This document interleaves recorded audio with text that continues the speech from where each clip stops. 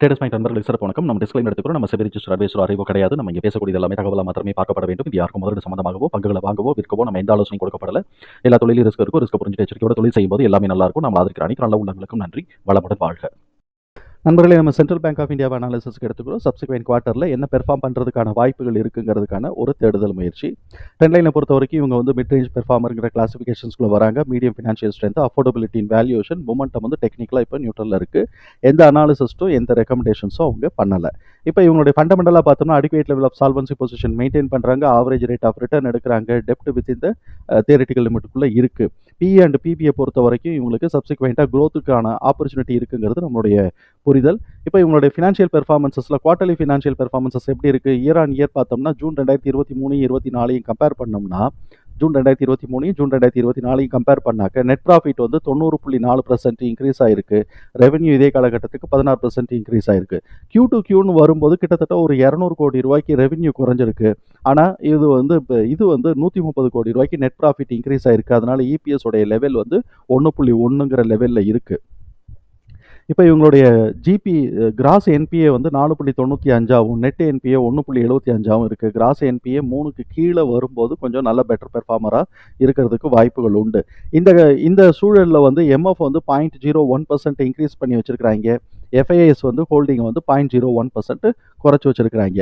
நம்ம எக்ஸல் ஷீட்டுக்கு போகிறதுக்கு முன்னாடி நம்ம வந்து சென்ட்ரல் பேங்க் இது வந்து நம்ம இவங்களுடைய டெபாசிட்டுக்கும் ரெண்டிங்க்கும் இருக்கக்கூடிய ரேஷியோ பார்த்தோம்னா 65% இருக்குது. அதனால இவங்களால இன்னும் 35%க்கான இதை வந்து லெண்டிங் வந்து ஆப்பர்ச்சுனிட்டி வந்துச்சுன்னா சமாளிக்க முடியுங்கிறது நம்மளுடைய பார்வை. இப்போ இங்கே என்ன இருக்குனாக்க 3,85,000 கோடி ரூபாய்க்கு டெபாசிட் வந்து இன்க்ரீஸ் ஆகிருக்கு. அதே மாதிரி லெண்டிங் வந்து 2,51,000 கோடி ரூபாய்க்கு இன்க்ரீஸ் ஆகிருக்கு. ஸோ இப்போ இங்கே வந்து 3,85,000, 2,51,000 பார்த்தோம்னா இது வந்து லெண்டிங் ரேஷியோ வந்து டெபாசிட்டுக்கு லெண்டிங் ரேஷியோ 65%. ஸோ இப்போ இன்னும் இவங்களுக்கு ஸ்கோப் இருக்குது. அதனால இந்த இடத்துல டெஃபிஷியன்சி இவங்களுக்கு இப்போ இந்த ஸ்டேட்மெண்ட்டை பொறுத்த வரைக்கும் இவங்களுக்கு இல்லை. இப்போ நம்ம வந்து எக்ஸல் ஷீட்டில் நம்ம பார்ப்போம். எக்ஸல் ஷீட்டில் இப்போ ஃபஸ்ட்டு குவார்ட்டர் முடிஞ்சிச்சு. இனிமேல் செகண்ட் குவார்ட்டருக்கான ப்ரைஸ் தான் இப்போ போய்கிட்டு இருக்கணும். அதோட ரேஞ்ச் வந்து பார்த்தோம்னாக்கா 53லேருந்து 67. இப்போ 4 குவார்ட்டருக்கும் இது என்ன பெர்ஃபார்ம் பண்ணுறதுக்கு வாய்ப்பு இருக்குன்னு நம்ம பார்ப்போம். செகண்ட் குவார்ட்டர் ரிசல்ட் வந்தோடனே தேர்ட் குவார்ட்டருக்குன்னு வருதுனாக்கா 66 to 81க்கான வாய்ப்புகள் இருக்குது. இப்போ வந்து தேர்ட் குவார்ட்டர் ரிசல்ட் வந்ததுக்கு பிறகு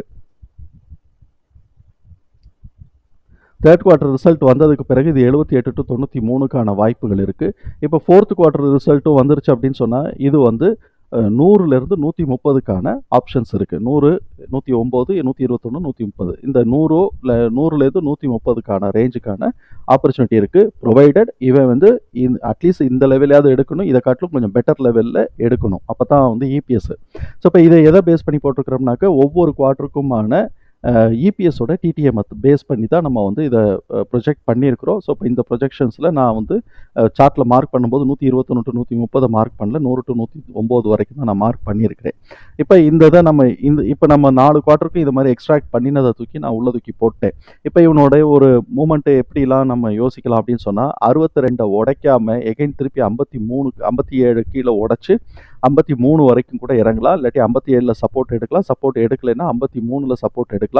42க்கு வந்தாலும் ஆச்சரியப்படுறதுக்கு இல்லை. பட் நம்ம வந்து இப்போ 53க்கான வாய்ப்பு இருக்குது. 42க்கான வாய்ப்பு கொஞ்சம் ஒரு 50% கம்மியாகுதுன்னு வச்சுக்குவோம்.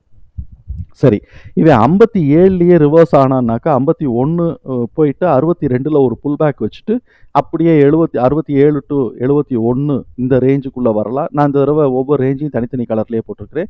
76 to 77ல் வந்து நேரோ ரேஞ்சு பிரேக் பண்ணான்னா அந்த சைடு வந்து நல்லா மேலே ஏறுறதுக்கான வாய்ப்புகள் இருக்குங்கிறது நம்ம புரிஞ்சுக்க முடியுது. 81 வரைக்கும் நம்ம இங்கே போட்டிருக்கிறோம். இப்போ இது வந்து இப்போ வந்து அவன் வந்து 61 கிட்டக்க இருக்கிறான். 62 உடைக்கல கீழே இறங்கினான்னா 57 to 59 இந்த ரேஞ்சுக்குள்ளே சப்போர்ட் எடுக்கணும். அப்படி எடுக்கலைன்னா 53 வரைக்குமோ இல்லை 53 உடைச்சானா 42க்கோ வாய்ப்புகள் இருக்குது. இப்போ இவன் சப்போஸ் அப்படியே மேலே ஏறான்னு வச்சுக்கோ, 53 வரைக்கும் வந்துட்டு இப்போ இந்த பேத்தில் போட்ட மாதிரி 59 வந்துட்டு 57 வரை அந்த ரேஞ்சில் வந்து ஒரு புல் பேக் எடுத்துகிட்டு அப்படியே மேலே ஏறினானா 65 உடைச்சி மேலே போகும்போது 67 to 71, அதுக்கப்புறம் 71 உடைச்சு போகும்போது 76 to 77, 81க்கான ஆப்பர்ச்சுனிட்டி இருக்குது. தேர்ட் குவார்ட்டர் ஃபோர்த் குவார்ட்டரோட ரிசல்ட்டும் பாசிட்டிவாக எஸ்டிமேஷனை பீட் பண்ணி வருது அப்படின்னு சொன்னாக்க இது 89 டு 94ஆவோ 100 டு 109ஆவோ இருக்கிறதுக்கும் வாய்ப்புகள் இருக்குது. 130 121 டு 130க்கான வாய்ப்புகள் இருக்குது. அதை நான் மார்க் பண்ணலை. அப்போ இதோட பேட்டர்ன் நம்ம பார்த்தோம்னா இவன் வந்து ஆல்ரெடி 77 வச்சிருக்கிறா. 77 பிரேக் பண்ணி போகும்போது 81 89 டு 94 100 டு 101க்கான வாய்ப்புகள் இருக்குது. இப்போ இவன் கீழே சப்போஸ் இறங்கினான்னா 57 உடைச்சான்னா 53 உடைச்சா 42க்கான வாய்ப்புகள் இருக்குது.